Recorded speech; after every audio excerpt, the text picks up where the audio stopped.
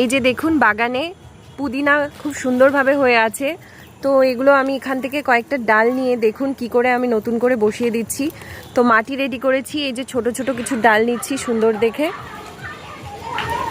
খুব বেশি বড় ডাল প্রয়োজন নেই, এই দেখুন আমি এই যে এতটুকু নিচ্ছি, শুধু এই অগ্রভাগটুকু থাকলেই হবে। তো এবার চলুন আমি লাগিয়ে দিচ্ছি। দেখুন এই যে এখানে মাটি রেডি করেছি, এই ছোট ছোট ডালগুলো এবার লাগিয়ে দিচ্ছি এখানে। আর পুদিনা কিন্তু ভীষণ জল ভালোবাসে, তো এটাকে যদি বৃষ্টি হয় বাইরে রাখবেন, বৃষ্টি পেলে ভীষণ সুন্দরভাবে খুব তাড়াতাড়ি বেড়ে ওঠে। এর শেকড় বেরিয়ে যাবে 2-1 দিনের মধ্যেই। তো আমি এটার মধ্যে প্রচুর জল দিয়ে দেবো, এই যে দেখুন। আর এটাকে শুকনো হতে দেবেন না পুদিনার মাটিকে, পুদিনা কিন্তু ভীষণ ভালোভাবেই বাড়িতেই গ্রো করা সম্ভব।